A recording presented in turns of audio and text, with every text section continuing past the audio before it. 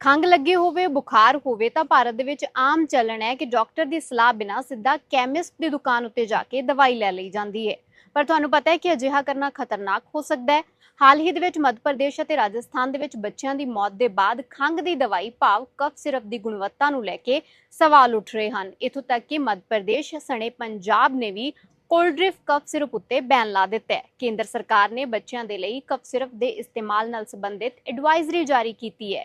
ਸਲਾਹ ਦਿੰਦੇ ਹੋਏ ਕਿਹਾ ਗਿਆ ਹੈ ਕਿ 2 ਸਾਲ ਅਤੇ ਉਸ ਤੋਂ ਘੱਟ ਉਮਰ ਦੇ ਬੱਚਿਆਂ ਨੂੰ ਕਫ ਅਤੇ ਕੋਲਡ ਦੀਆਂ ਦਵਾਈਆਂ ਨਹੀਂ ਦਿੱਤੀਆਂ ਜਾਣੀਆਂ ਚਾਹੀਦੀਆਂ। ਜੇਕਰ ਦਵਾਈ ਦੇਣੀ ਵੀ ਪਵੇ ਤਾਂ ਡੋਜ਼ ਦਾ ਧਿਆਨ ਰੱਖਣਾ ਚਾਹੀਦਾ ਹੈ ਤੇ ਕਈ ਤਰ੍ਹਾਂ ਦੀਆਂ ਦਵਾਈਆਂ ਇਕੱਠੀਆਂ ਲੈਣ ਤੋਂ ਬਚਣਾ ਚਾਹੀਦਾ ਹੈ।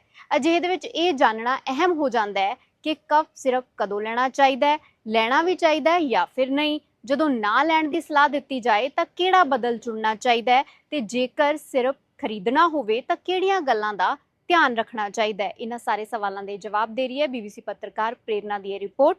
ਮੈਂ ਹਾਂ ਚਰਨਜੀਤ ਕੌਰ।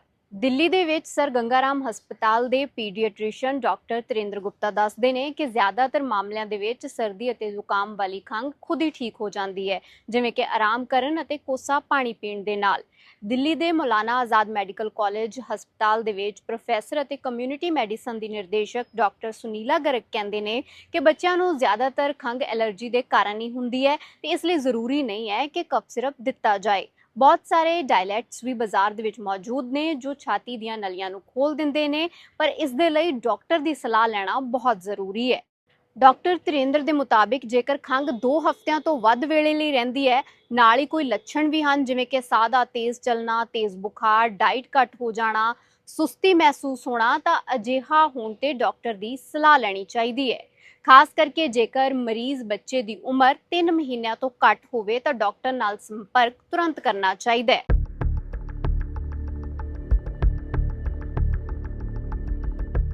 ਡਾਕਟਰਾਂ ਦਾ ਕਹਿਣਾ ਹੈ ਕਿ ਥੋੜੀ ਖੰਘ ਜਾਂ ਫਿਰ ਵਾਇਰਲ ਹੋਣ ਤੇ ਕੋਸਾ ਪਾਣੀ ਪੀਣਾ ਚਾਹੀਦਾ ਹੈ, ਭਾਫ਼ ਲੈਣੀ ਚਾਹੀਦੀ ਹੈ।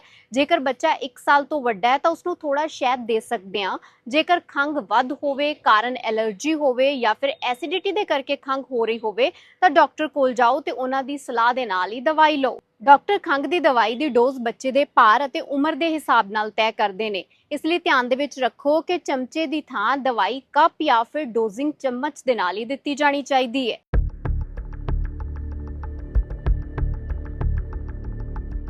ਡਾਕਟਰ ਤਰਿੰਦਰ ਦਾ ਕਹਿਣਾ ਹੈ ਕਿ 4 ਸਾਲ ਤੋਂ ਘੱਟ ਉਮਰ ਦੇ ਬੱਚਿਆਂ ਨੂੰ ਓਵਰ ਦੇ ਕਾਊਂਟਰ ਭਾਵ ਬਿਨਾਂ ਪ੍ਰਿਸਕ੍ਰਿਪਸ਼ਨ ਮਿਲਣ ਵਾਲਾ ਸਿਰਪ ਖੁਦ ਨਾ ਦਿਓ। ਸ਼ਾਇਦ 1 ਸਾਲ ਤੋਂ ਉੱਪਰ ਦੇ ਬੱਚੇ ਨੂੰ ਹੀ ਦਿਓ ਕਿਉਂਕਿ ਉਸ ਤੋਂ ਛੋਟੀ ਉਮਰ ਦੇ ਬੱਚਿਆਂ ਨੂੰ ਇਨਫੈਕਸ਼ਨ ਦਾ ਖਤਰਾ ਰਹਿੰਦਾ ਹੈ। ਤੇ ਇਸ ਬਾਰੇ ਡਾਕਟਰ ਸੁਨੀਲਾ ਗਰਗ ਕਹਿੰਦੇ ਨੇ ਕਿ ਬਿਨਾਂ ਡਾਕਟਰੀ ਸਲਾਹ ਦੇ ਵੈਸੇ ਤਾਂ ਸਿਰਪ ਲੈਣਾ ਨਹੀਂ ਚਾਹੀਦਾ। ਫਿਰ ਵੀ ਜੇਕਰ ਤੁਸੀਂ ਓਵਰ ਦੇ ਕਾਊਂਟਰ ਸਿਰਪ ਲੈਣ ਚਲੇ ਗਏ ਹੋ ਤਾਂ ਹਮੇਸ਼ਾ ਲਾਇਸੈਂਸ ਵਾਲੀ ਦੁਕਾਨ ਤੋਂ ਹੀ ਦਵਾਈ ਲਓ। ਕਫ ਸਿਰਪ ਦੀ ਬੋਤਲ ਉੱਤੇ ਲਿਖੇ ਗਏ ਇਨਗਰੀਡੀਐਂਟ ਭਾਵ ਸਿਰਪ ਕਿਹੜੀਆਂ ਸਮੱਗਰੀਆਂ ਦਾ ਬਣਿਆ ਹੋਇਆ ਹੈ ਇਹ ਧਿਆਨ ਨਾਲ ਪੜ੍ਹ ਲਵੋ। ਵਿਸ਼ਵ ਸਿਹਤ ਸੰਗਠਨ ਕਈ ਵਾਰ ਚੇਤਾਵਨੀ ਦੇ ਚੁੱਕਿਆ ਹੈ ਕਿ ਡਾਈ ਇਥਿਲੀਨ ਗਲਾਈਕੋਲ ਅਤੇ ਇਥਿਲੀਨ ਗਲਾਈਕੋਲ ਦੇ ਨਾਲ ਦੂਸ਼ਿਤ ਸਿਰਪ ਬੱਚਿਆਂ ਵਿੱਚ ਕਿਡਨੀ ਫੇਲਿਅਰ ਅਤੇ ਮੌਤ ਤੱਕ ਦਾ ਕਾਰਨ ਬਣ ਸਕਦੇ ਹਨ। ਡਾਕਟਰ ਗੁਪਤਾ ਇਹ ਵੀ ਸਲਾਹ ਦਿੰਦੇ ਨੇ ਕਿ ਦਵਾਈ ਲੈਂਦੇ ਵੇਲੇ ਬਿੱਲ ਜ਼ਰੂਰ ਰੱਖੋ।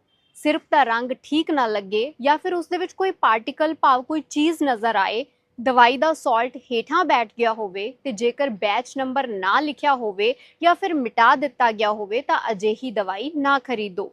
ਦਵਾਈ ਉੱਤੇ ਡਰੱਗ ਲਾਇਸੈਂਸ ਨੰਬਰ ਲਿਖਿਆ ਹੋਣਾ ਜ਼ਰੂਰੀ ਹੁੰਦਾ ਹੈ। ਜੇ ਨਾ ਲਿਖਿਆ ਹੋਵੇ ਤਾਂ ਉਹ ਦਵਾਈ ਨਹੀਂ ਲੈਣੀ ਚਾਹੀਦੀ। ਜੇਕਰ ਸੂਬੇ ਦੇ ਸਿਹਤ ਮਹਿਕਮੇ ਜਾਂ central drug standard control organisation ਨੇ ਕਿਸੇ ਖਾਸ ਸਿਰਪ ਜਾਂ ਬੈਚ ਨੂੰ ਲੈ ਕੇ ਚੇਤਾਵਨੀ ਦਿੱਤੀ ਹੈ ਤਾਂ ਉਸ ਨੂੰ ਕਦੇ ਨਾ ਖਰੀਦੋ।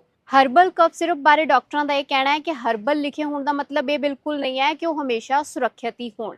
ਇਸ ਦੇ ਵਿੱਚ ਵੀ ਦੂਸ਼ਿਤ ਕੈਮੀਕਲ ਹੋ ਸਕਦੇ ਨੇ, ਇਸ ਲਈ ਭਰੋਸੇਮੰਦ ਕੰਪਨੀਆਂ ਤੋਂ ਹੀ ਦਵਾਈ ਖਰੀਦੋ।